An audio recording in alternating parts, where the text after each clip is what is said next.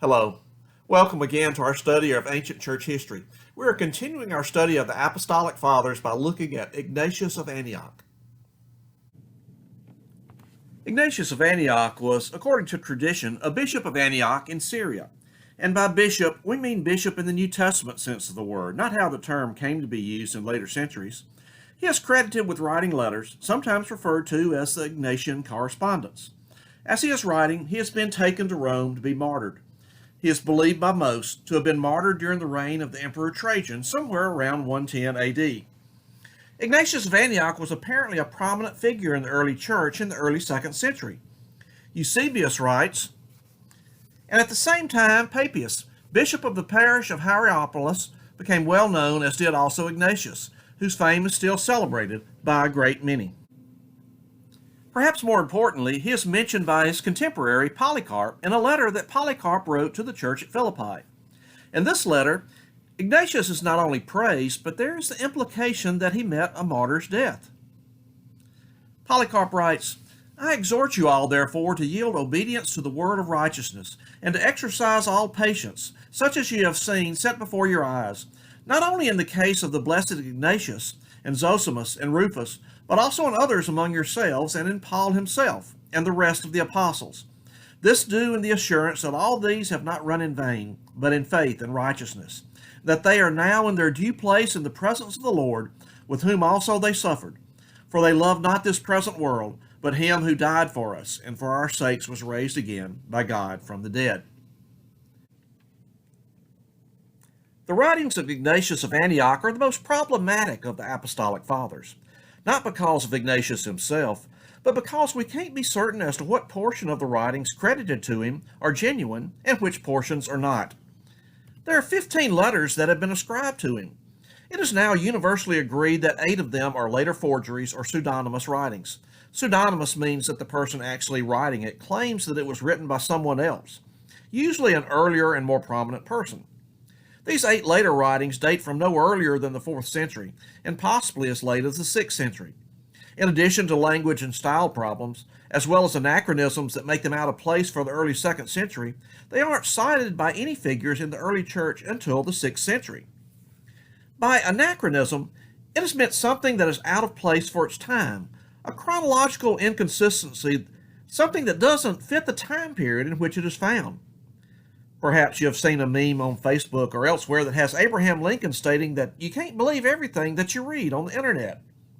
That one, however, is not an accidental anachronism, as most are, but an intentional anachronism to make a point, since Abraham Lincoln couldn't have actually said that, because he predated the internet by quite a bit. There are anachronisms that are also found in literature. For example, in Shakespeare's Julius Caesar, he makes reference to a clock striking 3.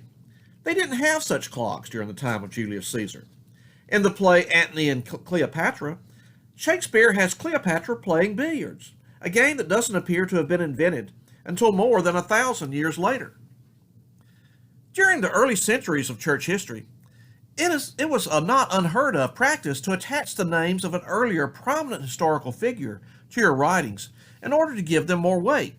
For example, some writings that we know of that aren't by the person to whom they are ascribed include the Acts of Peter, the Acts of Paul, the Acts of John, the Gospel of Peter, the Acts of Andrew, and others.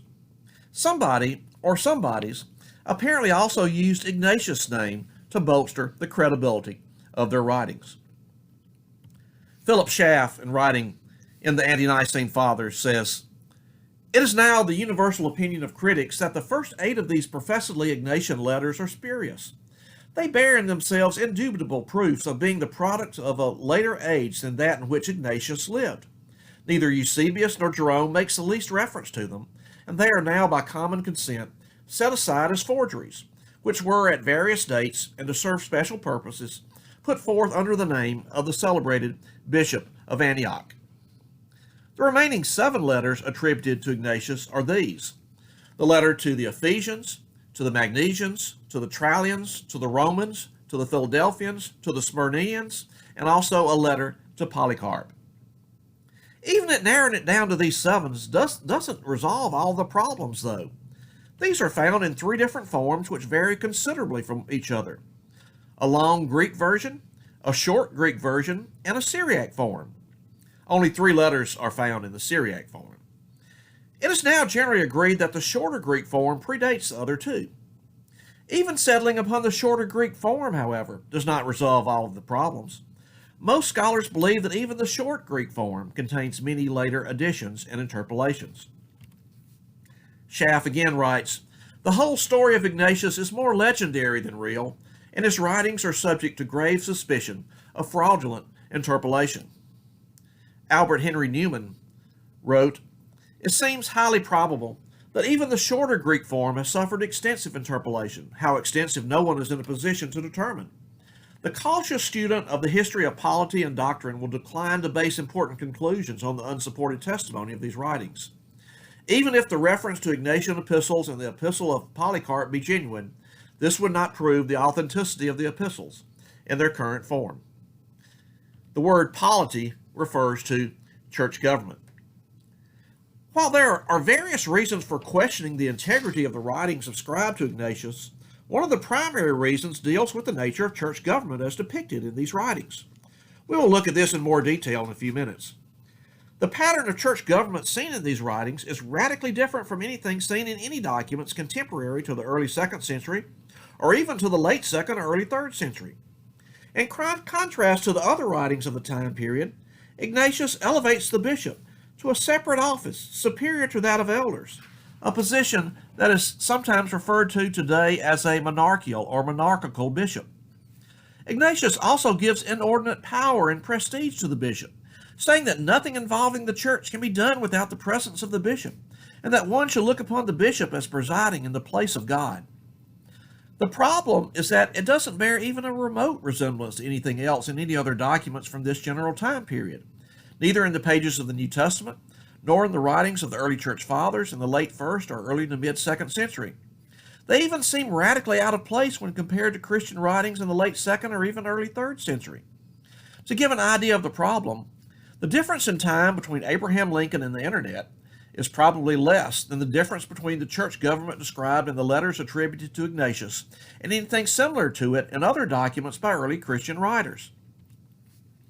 Another item of curiosity is that only one of the 7 letters attributed to Ignatius is quoted by anyone else in the 2nd century.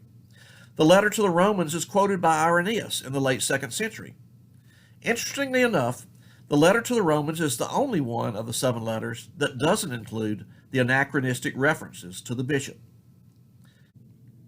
The view of many, perhaps most among church history scholars today, is still that the 7 letters of Ignatius are genuine, although perhaps even probably, with later interpolations. However, the question of the integrity of the letters of Ignatius has been debated for several hundred years. Scholars in increasing numbers in recent years have argued that none of the letters of Ignatius that we have are genuine, although this view was expressed by some in previous centuries as well. As far back as the 1500s, John Calvin rejected the authenticity of all of the letters attributed to Ignatius. Among other things, he said, "Nothing can be more nauseating than the absurdities which have been published under the name of Ignatius." In 1886, William P. Killen published a book entitled The Ignatian Epistles Entirely Spurious. In this work, he argued they were probably written by a bishop of Rome by the name of Callistus around 220 AD. In more recent decades, there have been several other schools of thought that reject the genuineness of the letters, but attempt to place them in the mid to late 2nd century rather than the early 2nd century. The problem with this is that it is still out of context with the development of church government found in other early church writings. Even when gradual changes began to crop up in the writings of men such as Irenaeus in the late 2nd century and Clement of Alexandria in the early 3rd century, these references were far less advanced and dogmatic than those found in the Ignatian letters.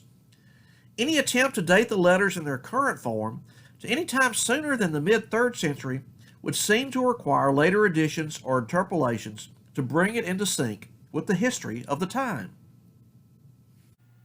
Various opinions have been given trying to reconcile the supposed writings of Ignatius with those of this time period.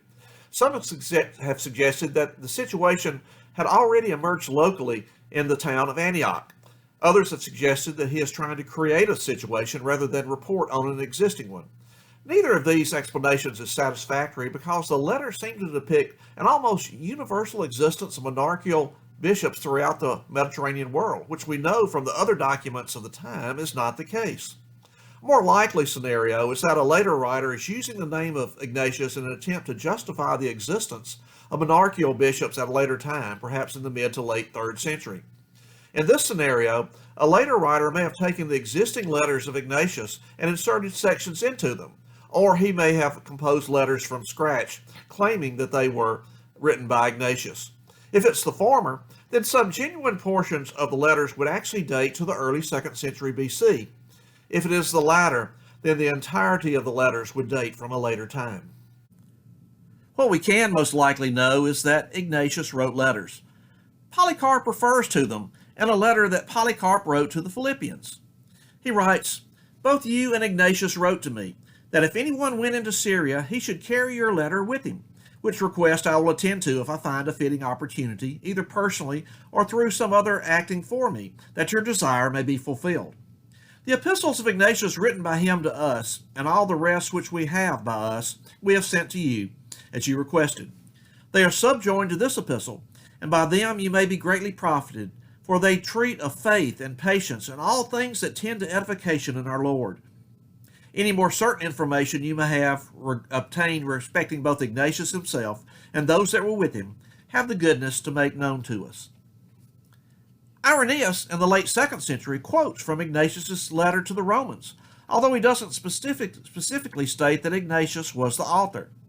He writes, "As a certain man of ours said, when he was condemned to the wild beast because of his testimony with respect to God, I am the wheat of Christ, and am ground by the teeth of the wild beast, that I may be found the pure bread of God." This is a quotation from Ignatius' letter to the Romans. Origen in the 3rd century quotes from Ignatius' letter to the Romans and from his letter to the Ephesians, and does cite Ignatius as the author.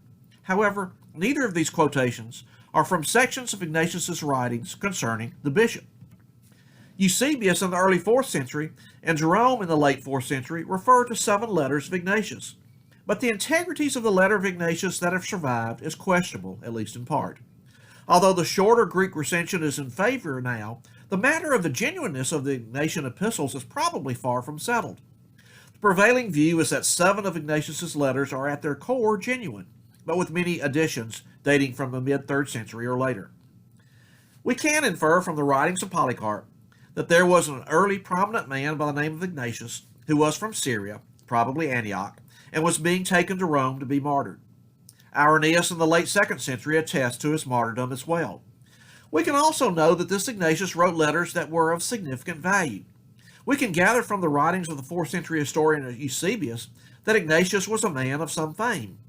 Beyond that, we can know little for certain. There are later traditions that grew up around Ignatius which vary from rather uncertain to highly unlikely.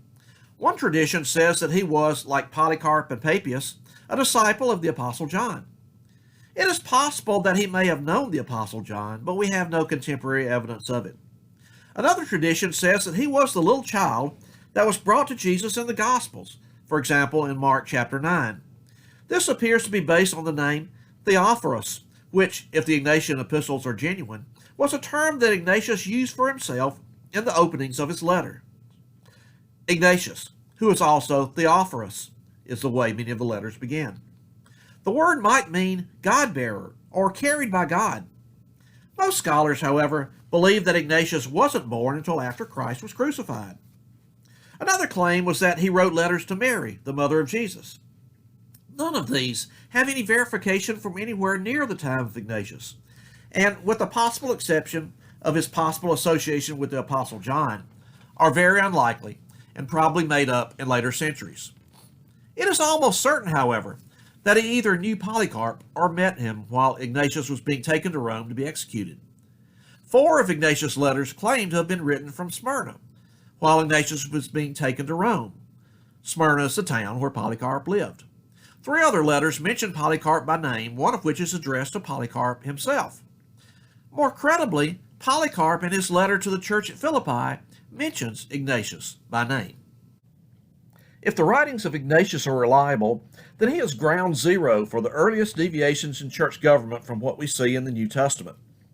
The gradual development of church government and its departure from the New Testament pattern can be traced in a fairly orderly pattern in three various stages. The writings of Ignatius, though, are an anomaly with regard to this pattern. In contradistinction to both the New Testament and the other writings of the Apostolic Fathers, Ignatius distinguishes between the office of a bishop and that of an elder, and makes the office of bishop superior to that of an elder. His references are the only early mention of a threefold ministry, that is, bishop, elders, and deacons, as opposed to a twofold ministry, elders and deacons. In addition, he ascribes to the bishop enormous power and prestige unlike anything that we see in times previous, in Ignatius's time, and for at least a century or more into the future. His references seem much farther away from the New Testament pattern than even the writings of authors from the early 3rd century. Reading the letters, some sections give one not only the same feel as of reading a 3rd or 4th century document, but the impression that the writer has an agenda and an ulterior motive, as if he were either attempting to create a situation or to justify a recently developed one. Even if he is trying to create a situation, the language and ideas seem to belong more to a mid to late 3rd century or even 4th century time frame than to an early 2nd century time frame. We've mentioned that the writings of Ignatius are not the most reliable, but because we know that some aren't genuine. And even among the genuine writings, they are found in various forms. And in even the most trustworthy forms, there are almost certainly later interpolations. Many have argued that all of Ignatius's references to the bishop are later additions. As mentioned earlier, it may be mere coincidence, but of the 7 possibly genuine letters of Ignatius, the only one not containing the curiously insistent, over-the-top, almost comically multiple references to the bishop is his letter to the Romans, which is also the only letter of Ignatius quoted by any 2nd century writer. None of the 6 letters that make these elaborate and persistent references to the bishop are mentioned by any 2nd century writer, and only one is mentioned by even a 3rd century writer. Even that writer does not quote from one of the anachronistic sections about the bishop. In fact, there are no early quotations from any of the sections emphasizing the power and position of the bishop. That is curious at best. Even though the bishop sections are likely from a later time than the man Ignatius, even forgeries or fraudulent additions can be significant in understanding the history of the times. Assuming that the references about the bishop are from a later time, there are still some clues as to when. The insistence in the letters that the presence of the bishop is essential to various church functions would be impractical if the bishop ruled over a large area with the oversight of dozens of congregations. For example, Ignatius writes, "It is necessary, as is your habit, to do nothing without the bishop, and that ye should be subject also to the presbytery, as to the apostles of Jesus Christ." Again he writes, "It is not lawful without the bishop either to baptize or to celebrate a love feast." Again, but the Spirit proclaimed these words, "Do nothing without the bishop." The admonition to do nothing without the bishop, and that without him they are neither to baptize or to celebrate a love feast, would seem to indicate a time when there was a monarchical bishop, but the authority of the bishop is still local, not regional. This would seem to indicate a time during the 3rd or early 4th century. It might also be noted that even if the bishop sections within the writings of Ignatius were genuine, they would still be a significant limiting factor on modern views of episcopal government, because they still see the office of bishop as being limited to a local congregation, not as one having authority over a wide area, which would eventually be the case from at least the 4th century and onward. So someone trying to utilize the dubious sections of Ignatius to justify an episcopal form of church government would still be utilizing documents that limit the authority of the bishop to a single congregation. We will look at the gradual growth in the authority of the bishop through church history later in the quarter. The letters of Ignatius are overwhelmed with peculiar references to the bishop, often seemingly irrespective of the topic at hand. Here are a few other of the many passages about the bishop. "I exhort you that you study to do all things with the divine concord, the bishop presiding in the place of God, and presbyters in the place of the college of the apostles, and the deacons most dear to me being entrusted with the ministry of Jesus Christ." It becomes you to be in harmony with the mind of the bishop, as also you do. For your most estimable presbytery worthy of God is fitted to the bishop as the strings are to the harp. Now the more anyone sees the bishop keeping silence, the more ought he to revere him. For we ought to receive every one whom the master of the house sends to be over his household, as we would do him that sent him. It is manifest, therefore, that we should look upon the bishop even as we would upon the Lord himself. Look to the bishop, that God also may look upon you. I will be in harmony with those who are subject to the bishop, and the presbyters, and the deacons. In like manner, let all reverence the deacons as an appointment of Jesus Christ, and the bishop as Jesus Christ, who is the Son of the Father, and the presbyters as the Sanhedrin of God and assembly of the apostles. Apart from these, there is no church. It becomes every one of you, and especially the presbyters, to refresh the bishop to the honor of the Father, of Jesus Christ, and of the apostles. Take ye heed, then, to have but one Eucharist, for there is one flesh for our Lord Jesus Christ, and one cup to show forth the unity of his blood, one altar, as there is one bishop, along with the presbytery and deacons. It is well to reverence both God and the bishop. He who honors the bishop has been honored by God. He who does anything without the knowledge of the bishop does, in reality, serve the devil. And there are many other such statements throughout the letters of Ignatius. Seemingly regardless of the topic at hand, he can be expected to comment about the authority of the bishop in ways that seem drastically out of context, not only sometimes with the topic at hand, but especially with the other writings of his time. This is one of the reasons that most view the text of the writings of Ignatius that we have today as corrupt at best, with one of its main purposes being to try to lend some legitimacy to later developments of church government by placing these statements in the mouth of an earlier writer. Apart from church government, there are other things of interest in the writings of Ignatius. The first occurrence of the term Catholic Church, used here in the sense of universal church, not Roman Catholic, is found in one version of his writings, the shorter Greek form. It says, "Wherever the bishop shall appear, there let the multitude of the people also be, even as wherever Jesus Christ is, there is the Catholic Church." This is found in one of the possibly fabricated bishop passages. However, even if it is an addition from the 3rd or 4th century, it still wouldn't be in the sense of the Roman Catholic Church, but in the sense of the Church Universal. The phrase Catholic Church is also found in a couple of writers in the mid to late 2nd century. That's found in the Martyrdom of Polycarp and also in the Muratorian Canon. At least some of these are in non-controversial sections, and in each of these cases, the sense of the word is universal, not Roman Catholic. There are a few things of interest in the writings of Ignatius that aren't in some of the blatantly anachronistic sections. Although their reliability and genuineness is not beyond doubt due to the larger questions surrounding the integrity of the writings of Ignatius in general, these are usually viewed as parts of the original, genuine portions of Ignatius's writings.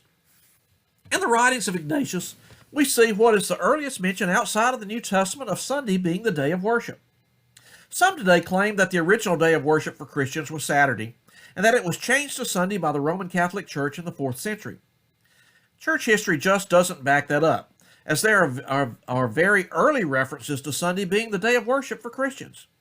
Ignatius's reference, if legitimate, is the earliest, but we will see other 2nd century references from other writers later in this study as well. Ignatius writes, "If therefore those who were brought up in the ancient order of things have come to the possession of a new hope, no longer observing the Sabbath, but living in the observance of the Lord's day, on which also our life has sprung up again by him and by his death." The statement in Ignatius is quite possibly original, not something added later, not only because it is not part of one of the anachronistic bishop sections, but also because it follows logically on an immediately prior discussion, not included here, about those who follow the Jewish law not being partakers of grace. Ignatius also comments on the Lord's Supper, which the early church often referred to as the Eucharist, which comes from the Greek word Eucharistia, which means thanksgiving. Ignatius speaks of how what the Lord's Supper or Eucharist teaches stands against one of the current heresies of his day. In the early church, most prominently during the 2nd century, A school of thought called Docetism arose. It was basically a form of Gnosticism which said that Jesus did not actually come in flesh and blood, but they only seemed to do so. The word Docetism comes from the Greek word dokeo, which means to seem. They didn't believe that a perfect spiritual God could come in contact with physical matter, which they deemed to be evil. Therefore, things like the birth of Christ, and especially the crucifixion, were repugnant to their worldview. We'll talk more about Docetism and Gnosticism later in the quarter. Ignatius perhaps is addressing those who hold to Docetism in one of his letters. It's written, "They abstain from the Eucharist and from prayer because they confess not the Eucharist to be the flesh of our Savior Jesus Christ, which suffered for our sins, and which the Father of his goodness raised up again. Those, therefore, who speak against this gift of God incur death in the midst of their disputes."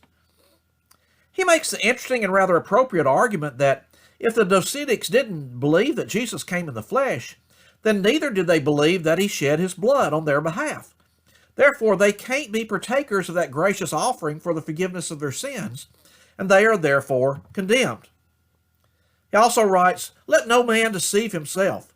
Both the things which are in heaven and the glorious angels and rulers, both visible and invisible, if they believe not in the blood of Christ, shall in consequence incur condemnation." As I mentioned previously, the letters of Ignatius were written while he was being taken to Rome to face martyrdom.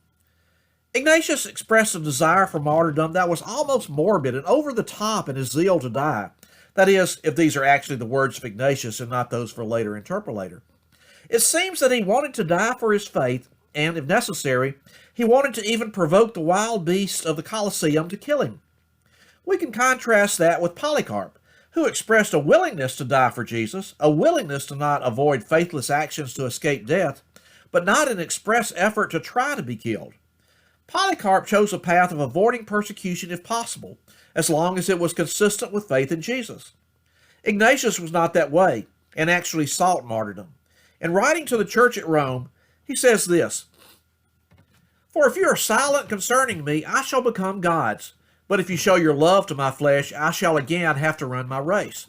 Pray then, do not seek to confer any greater favor upon me than that I be sacrificed to God while the altar is still prepared. I write to the churches, and impress on them all that I shall willingly die for God, unless you hinder me. I beseech of you not to show an unseasonable goodwill towards me. Suffer me to become food for the wild beast, through whose instrumentality it will be granted me to attain to God. I am the wheat of God, and let me be ground by the teeth of the wild beast, that I may be found the pure bread of Christ. Rather entice the wild beasts that they may become my tomb, and may leave nothing of my body. May I enjoy the wild beasts that are prepared for me, and I pray they may be found eager to rush upon me, which also I will entice to devour me speedily, and not deal with me as with some, whom out of fear they have not touched. But if they be unwilling to assail me, I will compel them to do so. Pardon me, I know what is for my benefit. Now I begin to be a disciple. And let no one of things visible or invisible envy me that I should attain to Jesus Christ. Let fire and the cross, let the crowds of wild beasts, let tearings, breakings, and dislocations of bones, let cutting off of members, let shatterings of the whole body, and let all the dreadful torments of the devil come upon me. Only let me attain to Jesus Christ. For though I am alive while I write to you, yet I am eager to die. My love has been crucified, and there is no fire in me desiring to be fed. But there is within me a water that lives and speaks, saying to me inwardly, Come to the Father. I have no delight in corruptible food, nor in the pleasures of this life. I desire the bread of God, the heavenly bread, the bread of life, which is the flesh of Jesus Christ, the Son of God. Ignatius also gives early statements, confessional statements as it were, about Jesus. He writes, He was truly of the seed of David according to the flesh, and the Son of God according to the will and power of God. That he was truly born of a virgin, was baptized by John, in order that all righteousness might be fulfilled by him, and was truly under Pontius Pilate and Herod the Tetrarch, nailed to the cross for us in his flesh.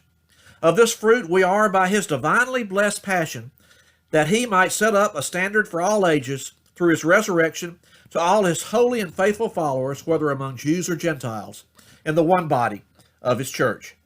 A couple of other passages. In the following passages, the word passible means capable of feeling or suffering. Palpable means capable of being touched or felt. We read, "There is one physician who is possessed both of flesh and spirit, both made and not made, God existing in the flesh, true life and death, both of Mary and of God, first passible and then impassible, even Jesus Christ our Lord." Again he writes, "Look for him who is above all time, eternal and invisible, yet who became visible for our sakes. Impalpable and impassible, yet who became passible on our account, and who in every kind of way suffered for our sakes." One last item. Ignatius speaks of unity as a body in an age of persecution quite different from our own, and in a way in which we don't always contemplate today. He writes, "Labor together with one another, strive in company together, run together, suffer together, sleep together, and awake together as the stewards and associates and servants of God. Please him under whom you fight, and from whom you receive your wages. Let none of you be found a deserter." Thank you for being with us. I hope that you have a great week.